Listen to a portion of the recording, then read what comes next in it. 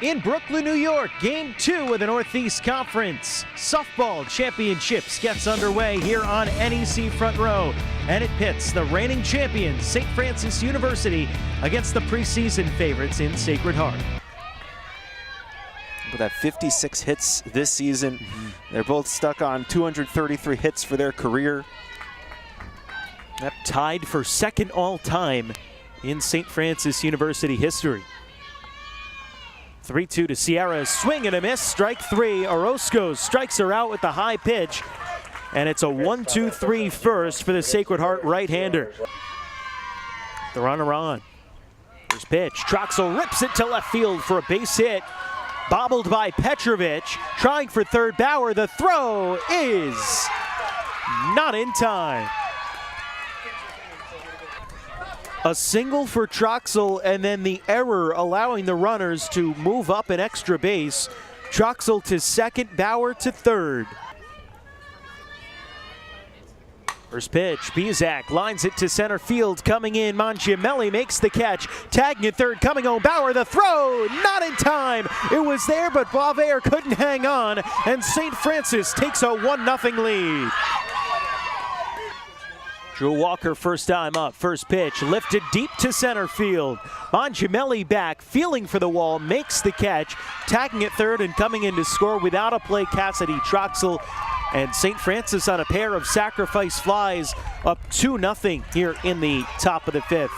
Senior out of DuBois, Pennsylvania. The 0-2, driven a deep left field.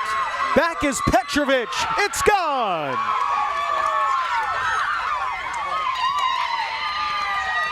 Two-run home run, Cheyenne McKee, and a 4-run frame for St. Francis.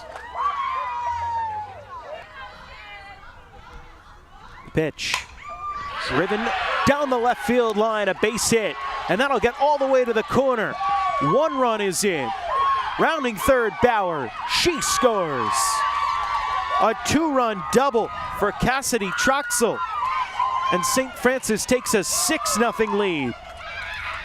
This is a St. Francis team. You know, they still, you talked about, you know, this veteran group. They still have a lot of experience on this team, a lot of players that were part of those championship teams the last 2 years. So they don't have a deep roster. I think they only have 15, 16 players on their roster overall because of the transfers, and a new coach didn't have much time to recruit. Through the left side into left field, a base hit. Troxel rounds third and scores, an RBI single for Taven Rousseau. And St. Francis with a 7-0 lead here in the top of the sixth. 2-0, rope to third, picked by Troxel, throw back to first, in time, double play, ball game over. The St. Francis Red Flash have defeated the Sacred Heart Pioneers 7-0 on a game-ending double play.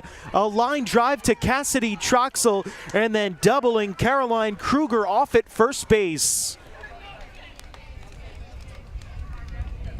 A great catch and a quick throw. 7, Sacred Heart, 0. So now we send it over to Craig D'Amico, who's standing by with Jessica O'Donnell and our player of the game. All right, Joe, thanks so much. St. Francis headed to tomorrow to take on LIU. Coach, let me start with you. Now, this was a game where you guys didn't have a hit for the first couple innings. What was the key to finally figuring out Orozco? Well, I think we made a very key adjustment, and I knew that she was pitching a no-hitter, going through almost a 5 full innings. So I think we just literally said, who wants to break this up right here? And our girls are so hungry that they made it happen, you know, and they worked off of each other. That's key too. So adjustments and just building off of each other and really wanting it for a team win today was key. Now, 7 runs on the board, but it was interesting because 5 of those 7 runs came from the bottom third of the order. What does that say about your offense and your lineup? Well, I think any one of the kids in our lineup can do the job. I trust them. We have a tough offensive lineup. They really can do anything. We work so hard, and I trust any single one of them. I mean, you can mix them up any which way you want. They're just that good. Speaking about being good, what did you see from your freshman pitcher here today? She was outstanding. I mean, just her composure on the mound. She's really grown up a lot this year. I've been so impressed. She doesn't let anything get to her, and it's amazing to see that. Number one from a pitcher, but then also as a freshman. But I tell her she's no longer a freshman anymore. I am so proud of her.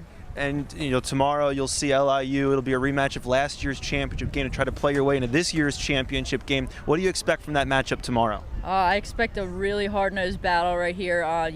We split with them earlier in the regular season, and I expect a really, really good game. It's going to go neck and neck through the whole thing, and it's going to come down to who makes the least amount of mistakes. First NEC tournament win for you. Congratulations, Coach. Coach. Thank you very much. Thank you. All right, let's talk with our player of the game. Tina, at the beginning of this game, where were the nerves at when we first started? Ooh, I was really nervous coming into this game because this is the first tournament that I've ever played in, college-wise. But as soon as I threw the first pitch, it was settled down.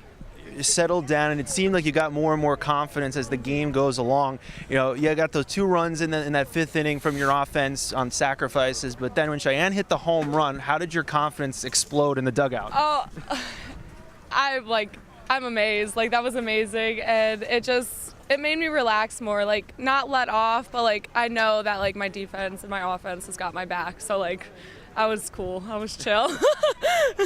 Guys will be hopefully cool and chill tomorrow going into this game with LIU. What do you remember about the first time around against them, and what do you need to do this time around?